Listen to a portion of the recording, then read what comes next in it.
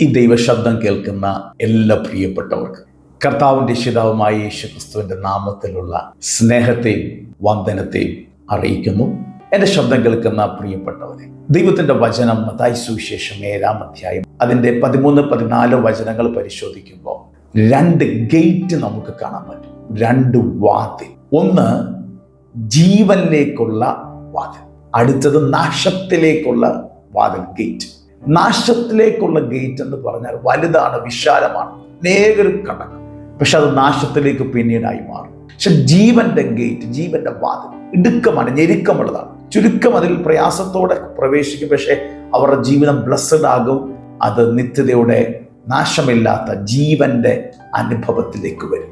ഇതുപോലെ നമ്മുടെ ജീവിതത്തിന്റെ അകത്ത് ചില വാതിൽ നമുക്ക് കാണും.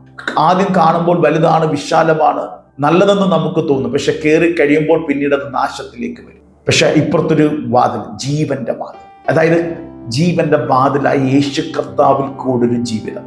ലോകത്തിന്റെ ഇരുട്ടിന്റെ മണ്ഡലങ്ങളുടെ, പൈശാചിക മണ്ഡലങ്ങളുടെ നോക്കുമ്പോൾ വലുതാണ്, വിശാലമാണ്, നമുക്ക് ആദ്യം സന്തോഷമായി ഒക്കെ തോന്നും, വിശാലമായി കിടക്കുകയാണ്. പക്ഷെ പലരും കീറുന്നു, അനേകർ കീറുന്നു, പിന്നീട് നാശത്തിലേക്ക് വരും. പക്ഷെ ഇവിടെ ജീവന്റെ ഗേറ്റ്, ആ വാതിൽ, അത് പ്രവേശിക്കുന്ന, അത് അനുഗ്രഹമായി തീരും.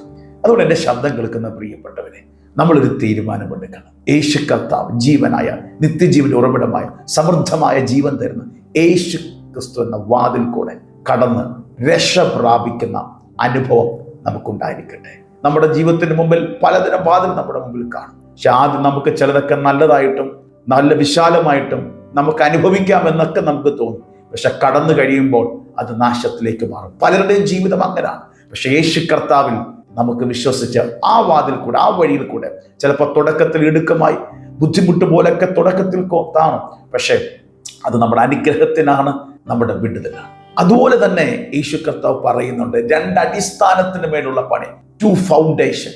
ഒന്ന്, ദൈവത്തിന്റെ വചനം കേട്ട് അനുസരിക്കുന്നവർ ആഴത്തിൽ കുഴിച്ച് പാറമേൽ വീട് പണിത മനുഷ്യന് തുല്യം. അത് വയസ്സാണ്.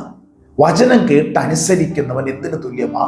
ആഴത്തിൽ കുഴിച്ച് പാറമേൽ വീട് പണിയുന്നതിന് തുല്യം. അതിന്റെ പ്രയോജനം, കാറ്റടിക്കുമ്പോൾ, നദിയിലെ വെള്ളം പൊങ്ങുമ്പോൾ, വന്മാരി പെയ്യുമ്പോൾ ഈ ഭവനത്തിന് നേരെ ആഞ്ഞടിക്കും, പക്ഷെ അത് തകർന്ന് വീഴത്തില്ല. കാരണം ആഴത്തിൽ കുഴിച്ച് പാറമേൽ അടിസ്ഥാനമിട്ടതുകൊണ്ട്. അടുത്തത്, ദൈവവചനം കേട്ടു പക്ഷെ അനുസരിക്കാത്തവർ മണലിന്മേൽ, ആ അടിസ്ഥാനത്തിന്റെ മേൽ വീട് പണിത മനുഷ്യന്റെ, കാറ്റടിക്കുമ്പോൾ, നദിയിലെ വെള്ളം പൊങ്ങുമ്പോൾ ഇത് തകർന്നു വീഴും. വീഴ്ച വല്ലാത്ത വീഴ്ചയായിരിക്കും, വലിയ വീഴ്ചയായിരിക്കും. അപ്പൊ അതിൽ കൂടെ യേശു കർത്താവ് നമ്മുടെ ജീവിതത്തോട് പറയുന്നത്, നമ്മുടെ ജീവിതത്തിന്റെ നിലനിൽപ്പ് യേശു കർത്താവിന്റെ വചനം കേട്ട് വചനത്തെ അനുസരിക്കുന്നവരായി നമ്മുടെ ജീവിതം മാറണം. അങ്ങനെ നമ്മൾ പണിതാൽ, പ്രശ്നം എല്ലാവർക്കും ഉണ്ടാവും, പ്രതിസന്ധികൾ നമ്മുടെ ജീവിതയാത്രയിൽ, ജീവിതത്തിൽ എല്ലാവർക്കും ഉണ്ടാകും. പല പ്രശ്നങ്ങൾ നമുക്കെതിരെ, നമ്മുടെ കുടുംബത്തിനെതിരെ ആഞ്ഞടിക്കുമ്പോൾ തകർന്നു വീഴാതിരിക്കണമെങ്കിൽ വചനം എന്ന അടിസ്ഥാനത്തിൽ പണിതവൻ തകർന്നു വീഴത്തില്ല, അത് എന്നേക്കും നിലനിൽക്കും. എന്നാൽ ആഴത്തിൽ കുഴിക്കാതെ അപ്പോൾ കാണുന്ന എന്തെങ്കിലുമൊക്കെ പ്രതിഭാസത്തിൽ കെട്ടിപ്പൊക്കുന്നതെല്ലാം തകർന്ന് നാളുകളിൽ വീഴും. അതുകൊണ്ട് എൻ്റെ ശബ്ദം കേൾക്കുന്നവർ, വചനത്തിൽ ഉറച്ച് വചനത്തിന്റെ അടിസ്ഥാനം നമുക്ക് പണിയപ്പെടാം. അപ്പൊ 2 അനുഭവങ്ങൾ. ഒന്ന്, വാതിൽ, ജീവനിലേക്കുള്ള ഗേറ്റ്, നാശത്തിലേക്കുള്ള ഗേറ്റ്. നമുക്ക് ജീവനിലേക്കുള്ള യേശു കർത്താവിൽ കൂടെ നമുക്ക് കടക്കാം, ആ ദൈവിക പ്രവൃത്തി അനുഭവിക്കാം. അടുത്തത്, നമുക്ക് ആഴത്തിൽ കുഴിച്ച് പാറമേൽ അടിസ്ഥാനത്തിൽ വചനം കേട്ട് വചനത്തിന്റെ അടിസ്ഥാനത്തിൽ പണിയപ്പെടാം. നമുക്ക് നിലനിൽക്കുന്ന അനുഭവം ഉണ്ടാകും. മറ്റതെല്ലാം മണലിന്മേൽ അടിസ്ഥാനമിട്ട ഭവനത്തോട് തുല്യം. അതുകൊണ്ട് ഈ ദിവസങ്ങളിൽ കർത്താവിന്റെ കൃപയാൽ പരിശുദ്ധാത്മാവ് നമ്മെ സഹായിക്കട്ടെ. നല്ലത് തിരഞ്ഞെടുത്ത് ജീവന്റെ വഴിയിലേക്ക് മുന്നേറി കർത്താവിന്റെ വചനത്തിന്റെ അടിസ്ഥാനത്തിൽ പണിയപ്പെട്ട്, നല്ലൊരു അടിസ്ഥാനത്തിൽ പണിയപ്പെട്ട് നമുക്ക് എന്നേക്കും നിലനിൽക്കുന്ന അനുഭവം വരാൻ ദൈവത്തിന്റെ പരിശുദ്ധാത്മാവ് സഹായിക്കട്ടെ. അതിനായി തീരുമാനമെടുക്കാം. God bless you.